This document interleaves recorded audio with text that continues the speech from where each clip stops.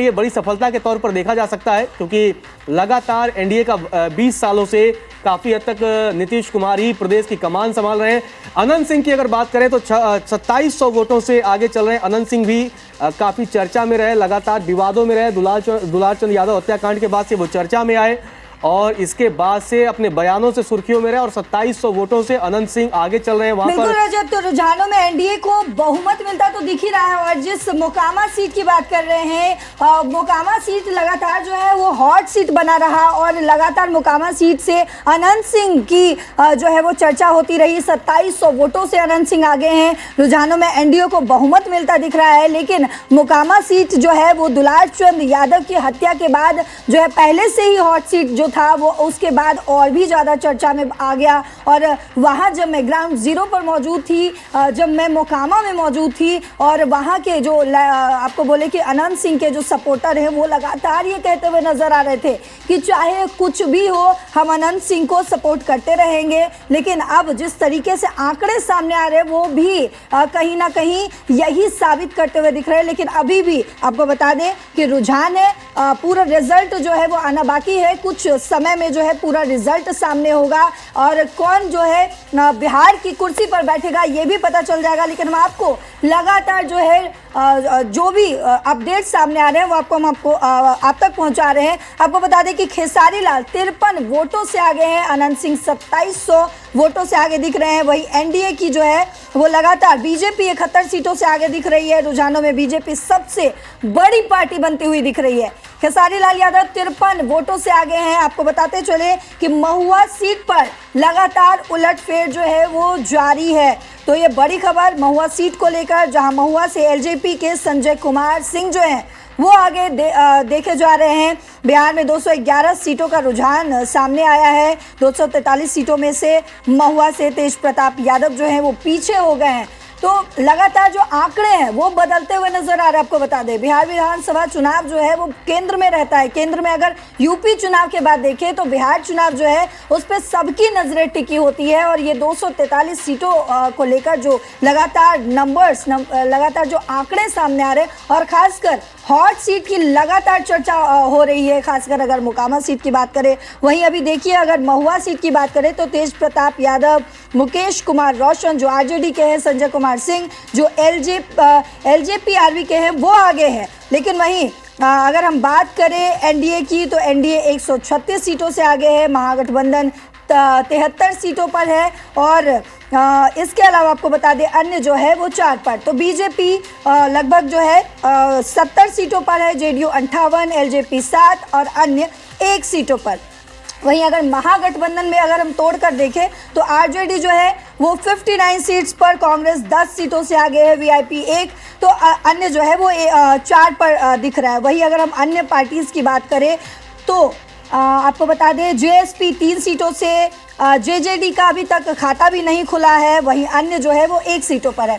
तो ये लगातार आंकड़े जो है वो बदलते हुए हमें नजर आ रहे हैं। बिहार में 215 सीटों का रुझान जो है वो सामने आ गया है। ईवीएम की गिनती भी शुरू हो गई है और लगातार इलेक्शन कमीशन भी जो है वो आंकड़े हमें लगातार दिखा रहा है। आंकड़ों में बदलाव होता हुआ दिख रहा है। इलेक्शन कमीशन के हिसाब से आपको बता दें कि बीजेपी 20 सीटों से आगे है, जेडीयू 15 सीटों से, आरजेडी 6, आईएनसी 3 सीटों पर, एलजेपी आरवी जो है वो 3 यानी कि चिराग पासवान आपको बता दें, और उसके अलावा सीपीआई एमएल वो 1 सीट पर है। तो ये लगातार आंकड़े जो हैं वो बदलते हुए हमें नज़र आ रहे हैं। लेकिन आपको अगर कमेंट्स की बात करें तो जैसे ही सुबह होता है लगातार जो है हमारे रिपोर्टर्स, हमारे जो ग्राउंड जीरो पर रिपोर्टर मौजूद है वो तमाम जगहों पर, तमाम विधानसभा सीट्स पर मौजूद है। उसके अलावा जो नीतीश कुमार का जो ट्वीट आता है उस पर लगातार चर्चा शुरू हो गई।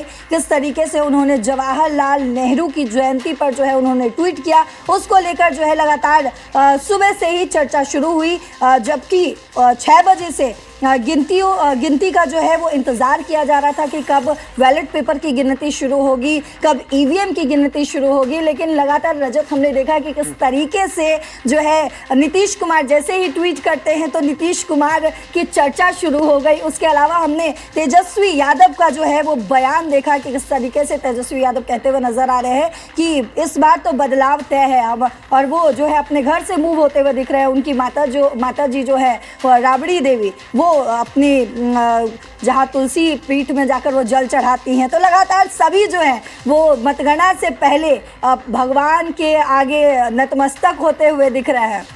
जिस तरीके से अभी कई सीटों के आंकड़े आपको बता दें, अगर हम भारतीय जनता पार्टी के आंकड़ों की अगर हम बात करें, देखिए राजनेता तो अपने अपने हिसाब से गतिविधियां करते रहते हैं। आपको बता दें कि रामनगर सीट है, वहां से भारतीय जनता पार्टी के नंद किशोर राम आगे चल रहे हैं। यहाँ 28 राउंड में काउंटिंग होनी है, एक राउंड की काउंटिंग हुई और मजेदार बात है कि बैलेट पेपर में सिर्फ एक वोट पड़ता है और वो एक वोट एनडीए के खाते में जाता है। दूसरी अगर भारतीय जनता पार्टी जहां से आगे है, नरकटियागंज से अगर हम बात करें तो यहाँ पर संजय कुमार पांडे भारतीय जनता पार्टी के आगे हैं, 508 वोटों से आगे चल रहे हैं।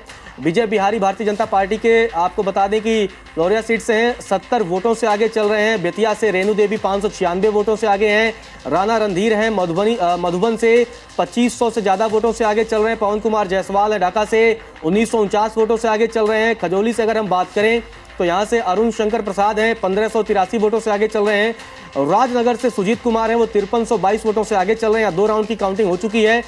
झंझारपुर से अगर हम बात करें नीतीश मिश्रा 2559 वोटों से आगे चल रहे हैं। इसके अलावा पूर्णिया से विजय कुमार खेमका 2604 वोटों से आगे हैं। संजय सारागोई दरभंगा से 2271 वोटों से आगे हैं। और आई से रमा निषाद 6248 वोटों से 2 राउंड की काउंटिंग। हालांकि ये तमाम आंकड़े अभी ये तब्दील होंगे, कई सीटों पर 29 राउंड, 27 राउंड, 28 राउंड इतनी काउंटिंग होनी है। कई सीटों पर 32 राउंड की काउंटिंग है।